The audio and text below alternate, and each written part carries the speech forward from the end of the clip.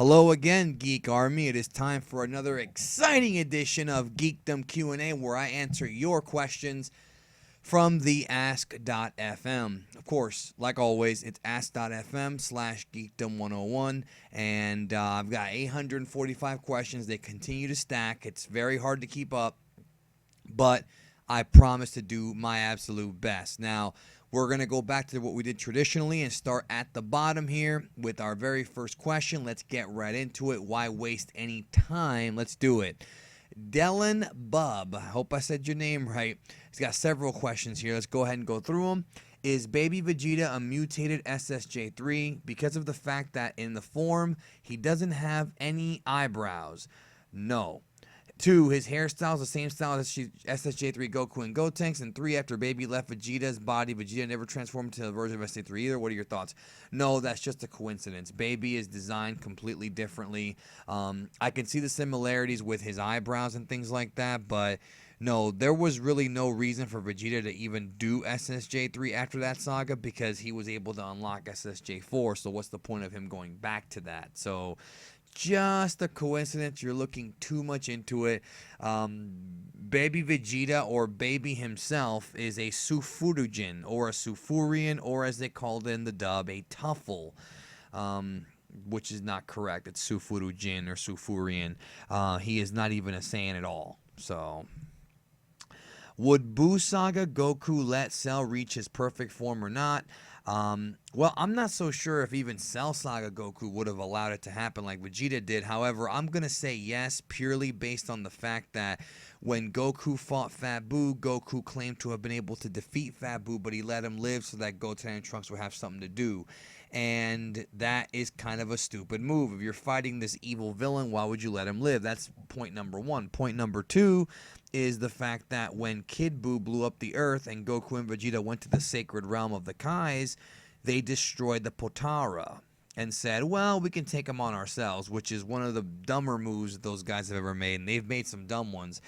That tells me that, again, I've talked about it before. Roka Soka talked about it too. Shout outs to Roka Soka. Goku's cockiness and arrogance and overconfidence is a little bit annoying in the Buu Saga, and it carries on into Battle of Gods. And the fact that he and Vegeta destroyed the Potara tells me that, yeah, they don't care. I mean, they want to fight people at their best, even if it's stupid. Third question from Della. If Cell won against Gohan, what would he do after? Probably destroy the world. Or maybe challenge all the Z fighters, beat them, and then destroy the world. Who are your top 5 fans? Let's find out. Let us find out right now. Top 5 fans. All right. And by the way, for those of you guys wondering, this is a little thing that tracks who your fans are. I'm not allowed to show you too much of this, especially with the financial stuff, which I'm not going to. But according to this from YouTube, Omega Rubin, Hail Zeon. Hey, look, this guy's a fan of mine. What a surprise. Laughing Stock Media, the Arcosian. Those are the top 5. Shout outs to the Arcosian, by the way. From engagement, and you'll unlock this when you hit 1,000 subs. Omega seems to be by the way, thank you, Omega, for your support. I really appreciate it. Ken the Legend, who actually has commented on Twitter and as well as on QAAMAN stuff. Shout outs to Ken. Lee Cameron, shout outs to Lee. Jason Arno, also a Twitter follower, big shout out. And of course, Hail Zeon, big shout out to Hail Zeon. Guys, you've got to check out Hail Zeon's channel. I have a idea in the back of my head of something I want to do with Hail Zeon, but I'm giving you a warning now. Hail Zeon's very opinionated. Hail Zeon is a rugged guy, very, very, very big balls. Don't expect any sugarcoating from him. All right, but definitely check out his channel. All right, go over there right now, subscribe, watch his videos. He does Dragon Ball content, he does other anime, and he does Turtles, which I love. So there you go. Let's get back over here. Those are my top 5 fans according to YouTube. Have you boned any chicks lately? Well, I'm engaged. What do you think? It was Gohan the strongest in the Cell game? Yes. Do you think Goku has surpassed the Grand Kai speed-wise? Yes. I don't even think that Grand Kai can compete with Goku, especially in the super stuff. And if so, what part of the series would you say he passed the Grand Kai? I would say in the Buu Saga he did. But again, the Grand Kai, a lot of that stuff was filler, even though Toriyama did design the character, but I do think he passed it. Cape Silvermane, how do you feel about the old Star Wars expanded universe getting ditched and having a new one made? A lot of people are very pissed about this. I might do a video with Dash Star, shout outs to Dash Star about this. I think I understand why Disney did it, and I understand why the fans of Star Wars are pissed off that they did it. But it's one of those things where I don't know if I really have too much of an opinion because I haven't read that many of the books. But remember what I always say. Everybody has their own canon. So if you like the expanded universe, that's your canon. Whatever helps you sleep at night. But there were a few good expanded universe books that I read. So it's tough. I haven't read too many, and I'm sure some of them aren't that good. But to me, they should have at least kept some of them. You know what I mean? Disney just wanted to start from scratch to take your money. That's what they're good at. What's headcanon? That's a question for Hail Zeon because I don't exactly 100% understand. Headcanon, from what he explained, is more so kind of people kind of filling in their own holes because Dragon Ball has tons of holes and people tend to fill them in. So I don't really fully understand the definition of that. But one thing that's for certain is that there is a lot of headcanon in the Dragon Ball community. If it's what I think he's talking about, it's more so people who just kind of make up their own shit or they believe whatever the fuck they want to believe, which is the whole thing about you make your own canon. That's headcanon. But the problem is that with Dragon Ball, the canon is so confusing. You kind of have to have your own headcanon, right? In a roundabout way. I think that's what he means. If I'm wrong, I'm sure he'll comment about it. So there you go. When was the last time you fucked? As of the recording of this, you know what? I'll keep that to myself. Do you think the next DB movie will have the title DB Super? Yes, I do. I do think the next Dragon Ball movie, if it's theatrical, will be a Super branded movie. Or maybe just Dragon Ball. Hola, ¿cómo estás? Muy bien. What do you think gives a stronger boost in power when two people fuse? Namekian fusion or dance fusion or Potara? Now, I'm probably going to do a video about this in detail very soon. Two Android 18 level people could fight Buu with the dance. Piccolo could fight second form Freeza and Imperfect Cell after his. Goku and Vegeta could wreck Buhan. So which method has the best multiplier? Definitely the Potara. In fact, the way I see it is it's actually in the order of that you listed in reverse. Potara is the most powerful multiplier. The guidebooks say that it's actually a power times power. I don't think that's the case. I think it's power times power plus a boost. Fusion's the same way, but I think that the Potara fusion is significantly stronger just based on how well Goku and Vegeta did against Buhan. It's just a significant increase in power. Namekian fusion works a little different in that, it's not two people fusing. It's like a permanent kind of fusion, but not with an artifact like the Potara. The Namekian fusion is Piccolo, and we only see it twice.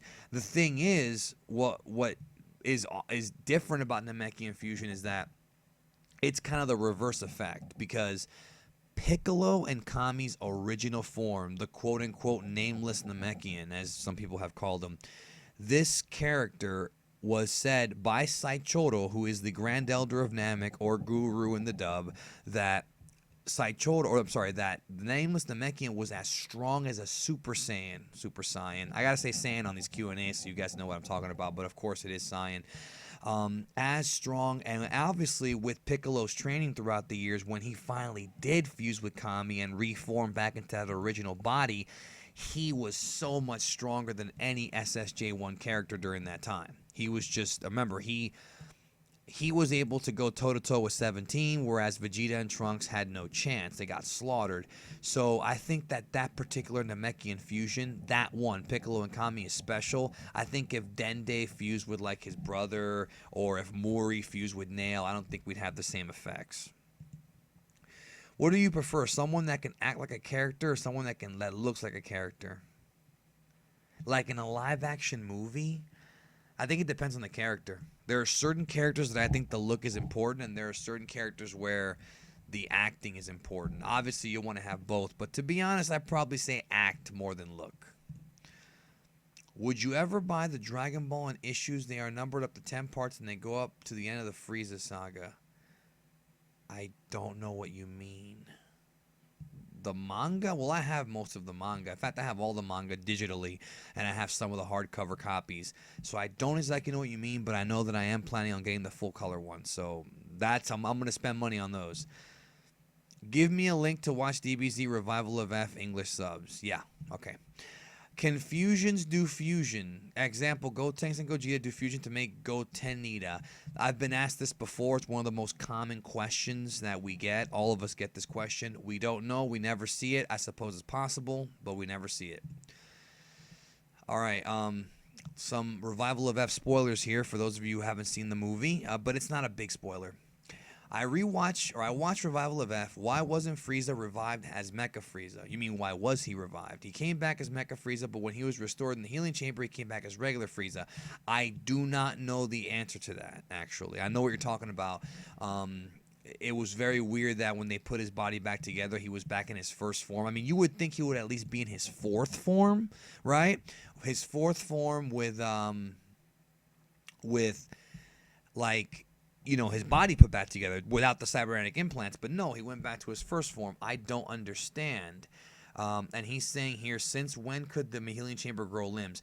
Sorbit has a line in the movie where he says that they have like newer healing chambers, but the ones that are in the Namek arc could absolutely not regrow limbs. So these healing chambers seem pretty damn strong and pretty damn overpowered. I would be honest with you and tell you that Toriyama just had no idea how to write this, so he just made it up. If it could, why didn't King Cold use it on Frieza instead of making Mecha? Well, back then they couldn't. That was the idea that, you know, so many years had passed since Frieza and King Cold got killed by Trunks that the healing chambers in Fakatsu no F are much, much better. Hopefully they kind of explain it more and elaborate more in Dragon Ball Super's version of the Revival of F arc. Have you answered this before? Goku being dumb in the bad situation like Frieza killing Krillin and giving him energy after he went Super Saiyan and giving Cell Sensei to have a fair fight would go on. Don't know what the question exactly is here, but yes, I would consider Goku being very dumb in doing that, but of course, it's one of those things where that's Goku. I mean, he likes to fight and, you know, doesn't believe that he believes in the best in all people, which is very foolish. What if Beerus, this is another, I know who sent this in.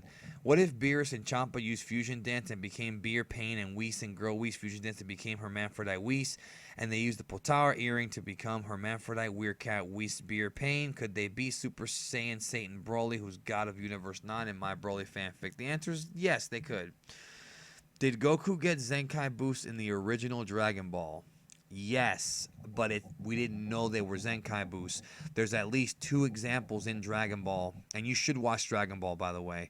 But just kind of, you know, I'm assuming you've watched Dragon Ball Z, so you know what a Zenkai boost is. So if you go back and you watch Dragon Ball, you do notice that Goku does get stronger and stronger as the series progresses, not just from training, but also from losing fights. The best example of this is when he fought Tao, and then he climbed the tower, and he got stronger from climbing the tower.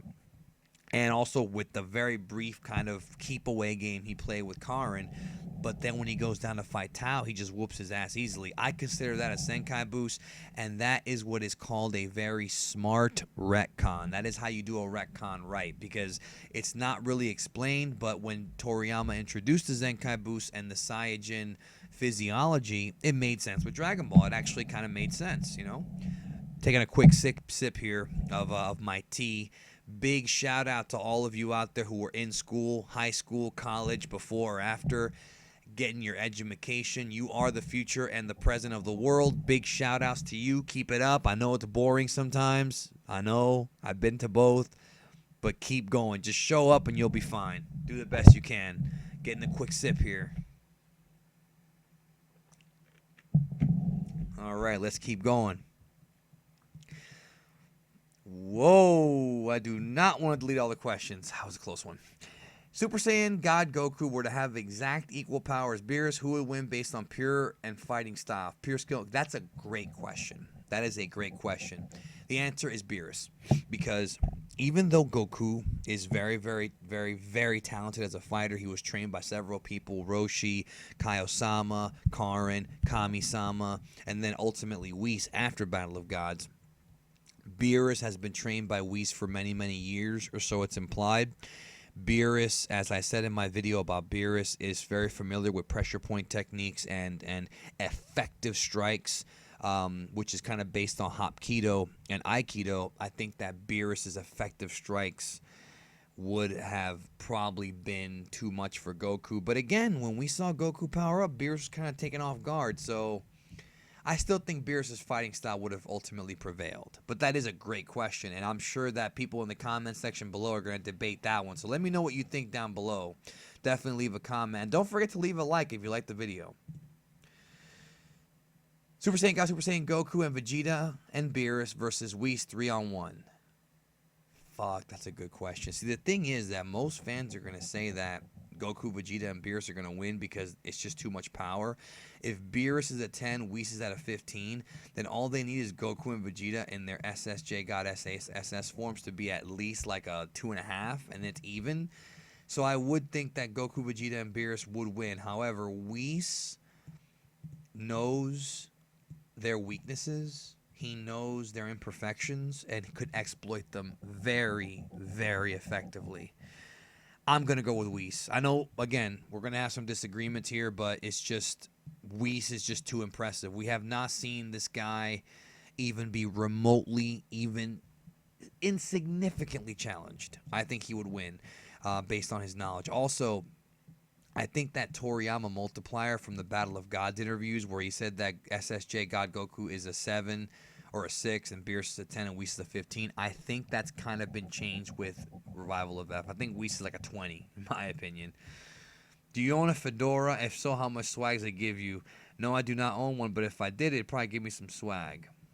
Did Count Dooku, we got some Star Wars questions today, did Count Dooku hold back during his fight against Obi-Wan and Anakin during Episode 3? I have heard people say Sidious was manipulating the battle and people saying that Dooku was almost as strong as Mace and Yoda. Okay, so I don't think he was holding back, and I don't think that Sidious was manipulating the battle. I think that people saying Dooku was almost as strong as Mace and Yoda is based purely on the fact that in Episode 2, Attack of the Clones, Dooku did pretty well against Yoda. Even though Yoda came at him with those ridiculously stupid-looking attacks, Dooku managed to parry pretty much all of the blows. He was okay. So I think people imply that, you know, he was able to do that. Now, as far as Dooku being as strong as Mace, that's based on the fact that I remember somebody, I don't know if it was Rick McCallum or George Lucas, they said that Obi-Wan Kenobi and Mace Windu were just about equal strength in Episode 3. So the fact that the movie starts with Dooku tossing Obi-Wan like a bitch into that fucking thing and dropping that thing on him, that would make you think, damn, Dooku's stronger than him. But then again, later on in the movie, an even stronger Anakin with the dark side flowing through him is able to fucking lose to Obi-Wan. I mean, yeah, Obi-Wan was obviously more skilled and older, but I mean, it's kind of like that Dragon Ball thing where it doesn't really make that much sense. So I don't think that Dooku was as strong as Mace and Yoda, but you certainly could make an argument. Those battles in the prequels are just a mess. Do you play instruments or can you sing? Well, if you watch any of my Talk Dragon Balls, you're going to have to tell me if you think I can fucking sing. You tell me. Instruments, I used to play piano, and I can play the rock band guitar pretty damn well. How strong do you think King Kai is? If all 4 of the lower level Kai went up against Nappa and Vegeta during the Saiyan saga, do you think they would have won? All 4? Yes. Yes, I do think they would have won. Yes. Kai is more like with the question I got about Karin, he's more of a knowledgeable guy than a fighter. I mean, he obviously invented the Kaioken, and Goku took it to a new level. So there's the fact that Kaiosama, King Kai, can do a Kaioken times 2. That's already like enough, I think, to beat Nappa. I think that the Kaioken times 2 is enough to beat Nappa. Even though Kai is not as strong in his base as Goku is, I do think that Kai, all 4 of them could definitely take on Nappa. Vegeta, probably not. How strong was Master Mutaito? I would say they put him over as being very, very strong, and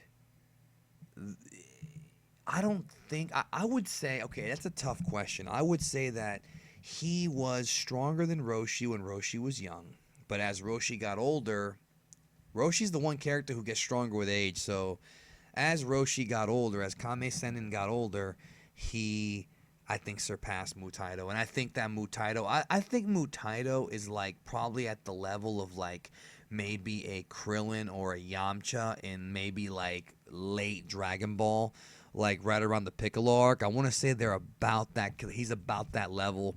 I don't think Mutaito could take on like a Radix or any of these guys. I just don't see that being possible. But I could see him competing with Krillin and Yamcha and not Tenshinhan. I think Tenshinhan would get him, but I think Yamcha and Krillin have a case here in late Dragon Ball. Even though Krillin was dead for a lot of late Dragon Ball, you know what I mean, hypothetically. Do you think America imports from TV shows, movies, especially from Japan, UK, because they are billion-dollar industries? Yeah, that's why. Watch Screw Attacks Darth Vader versus Doctor Doom Death Battle. I don't think I want to see that. They are doing a rematch between Goku and Super. I know it's already. This is an old question. I've seen how anime is made, 20,000 or more frames, but not 20,000 drawn pictures. That's just stupid. They draw the pictures like a flick book and use a computer to animate frames in between. It depends on what method. It was different back in the day than it is now. Nowadays, it's almost all computer rendered. You know, they draw the art in a computer, and then they use the computer to kind of shortcut it, but they still have key animators and in-between animators to sharpen everything up. So, don't know if that answered your question. With all the new things happening in the DB universe and with Goku getting stronger by the day, what does this mean for the power level of Oob? He hung fairly tough with Goku in the last tournament. Would love to see a discussion video on this. Actually, I would love to make a video about that. I probably will. Before Battle of Gods and Revival of F, Oob's power level was, you know, somewhat impressive. But if Goku and Vegeta, and we don't know what's going to happen in Super. So let's just talk about the two movies because we don't know yet. The answer to this has not been told yet. Goku and Vegeta unlock two new forms, right? SS God Red and SS Blue. And their base forms obviously got significantly stronger. If you don't believe me, go see Revival of F. So for Oob to have competed with Goku impressively says a lot about Oob. However, I always saw that fight as Goku was not fighting seriously. If he went all out, he would have killed Oob. I think the idea was that Oob had potential. That's what it's all about, potential. I think that what was going on there was that the idea is that we know how strong Kid Buu is. We know the power of Kid Buu.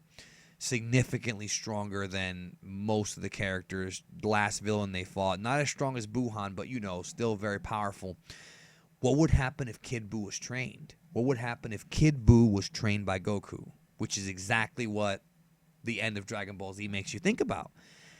Kid Buu, with that raw power, being able to harness it, could be significantly stronger than anybody. That's the idea that I was told. It's kind of like the Freeza thing with his whole potential thing, like how he says he has potential, he's a prodigy. Same thing with Oob. I'm thinking that's the idea there. How old were you when you lost your V card? 19. Who is your favorite Dragon Ball original Z GT character and why? From Adrian Garcia. That is you asked me, excellent question. I don't know. Freeza. I'm going to name some of them just off the top. Freeza. I love Freeza. I love Boo. Fat Boo. I love Goku and Vegeta, of course. I actually really love Vegeta in the Namek arc. I love Piccolo. Dude, I'm sorry. I'm naming everybody here. I feel like a dick not giving you the right answer. I would probably say my favorite character. This is going to be... Okay, I'm going to just give you... I like the villains, dude. There's a few underrated ones, too. My favorite character who entertained me the most in original Dragon Ball was Tao. When he cooked that fried egg in the bathtub, yo, awesome. In Z, probably Vegeta, and in GT, I mean, who else is it going to be but Goku, right? Trunks is pretty cool in GT. I can't pick one, man. Oh boy. Do you believe in free will? What determines free will and how would you define it? Most people I know tend not to believe in free will simply because you can't have an unheard idea without some inspiration. I'm interested in hearing your thoughts on it.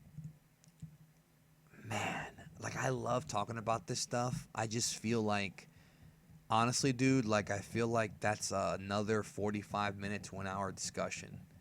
Because I'm conflicted on that as well, because there's a thought process that everything in the universe is manipulated by an unmoved mover. Now, some people believe that's God. Some believe that it's, a Christian God, an Eastern philosophy God, or just the universe itself, an unmoved mover. That's from Aristotle. And that there's such thing as fate and destiny and things like that. Other people believe that everything is chaotic. There is no God, or if there is a God, he doesn't get involved. So there's different belief systems there, and I tend to stay away from that kind of talk on this channel, even though I love talking about it, don't get me wrong, only because some people get offended, some don't. The thing is, I think that there is free will to a point, but there are outside forces and outside influences that kind of influence how we come up with our conclusions in our choices, which are called in psychology schemas, so to speak. I don't know if this is really answering this question. I really cannot answer this question. I hate to say it, because it will take me a long time, and it'll take me some thinking. I think there is free will to an extent. However, obviously, we really aren't exactly free, because there are laws in society that are meant to protect us. So, and if we don't obey those laws, we could end up paying for it one way or another. So I don't know. I was gonna tell people to leave comments in the comment section about this. You can if you want. Just please, guys, if you're going to comment about this, please, pretty please, with sugar on top, be respectful to others' beliefs. If they believe in free will, if they believe in God and you don't, if you believe in God and they don't, just please don't fight each other. Please. Just have a civil discussion if you want. It's up to you. That's a big one. I bet whoever sent that question's fucking smiling right now, breaking me right here on the video. How many times have you watched DBZ? Many times. However, what's interesting is, I've watched it in 3 different languages. I've watched it in English, even though I don't remember too much of the dub, because I watched it way back. To kind of fill in the holes. The Japanese version I've watched maybe 2, 3, 4 times. The Spanish one I've seen like twice. But the thing is that right now as we speak, I'm actually watching the entire series. And I don't mean DBZ, I mean Dragon Ball, Dragon Ball Z, and then of course Dragon Ball Super. Don't know about GT yet, but I am rewatching those first 2 in order by the way they came out in Japan for the first time. Because you gotta understand, for somebody like me who grew up collecting the tapes, we never got to see Dragon Ball in order, because I would get 1 tape from the Freeza saga, 1 tape from the Cell saga, 1 tape from the Ginyu Force, 1 tape from Buu, 1 tape from Great Saiyan. I never had a chance to watch it start to finish. I would watch entire sagas, like I'll watch the whole Buu saga, the whole Cell saga, but start to finish in one sitting, or not in one sitting, in a row, never had a chance. I just never had a chance to, because it was always out of order. So this is my first time right now, like as we speak, watching it in order start to finish, including the movies, which almost nobody has ever actually done, with the exception of the Japanese, because of the way that the films were released in this country, out of order. But if you watch it in order, the way it's supposed to be watched, that's what I'm doing right now. Last question. Hey, this is from Dalen De Souza. Hey, D, the first Dragon Ball Vegeta got a hold of is the 4-star ball, which had significance to Goku and DB. I'm going to speculate and say this was a hint towards him switching sides. What are your thoughts? No, I think it's just the fact that the 4-star ball is always the primary ball in Dragon Ball. It's the middle ball. It's the one that's always been pushed, the big one, and it does have a significant connection to Goku. I don't think it was a hint that Vegeta was going on the good side. Also, do you think the 50 million yen grant is the reason Battle of Gods, the reason it's more visually appealing than Fakatsu no F? It is not, actually. Fakatsu no F is much more visually appealing than Battle of Gods. When you go see the movie, I think you'll agree with me. I mean, if you think Battle of Gods looks better, that's on you. But me and almost everybody I've talked to has talked about how great Fakatsu no F looks. So, hey, I mean, the 50 million yen or whatever, I think helped. I don't remember if it was 50 million yen, but it probably was. I don't remember off the top of my head right now. It definitely helped, but it's one of those things where Forgotten Left looks better. Maybe because more time has passed and Yamamura's directing. Who knows? But I think it looks better. I don't know if that's really the reason why VOG looked good. All right, well, that's it for this edition of Geekdom 101, Q&A, whatever. I will thank all of you. Thank all of you for sending in your questions, and I'll try to get through these as best I can. There's just so many damn questions. It's just going to take a while, but I will answer them, and it's always a good time just answering questions, talking to y'all. Leave a comment if you want below, and, of course, as I always say, remember to have a great day, guys. Catch you down the road.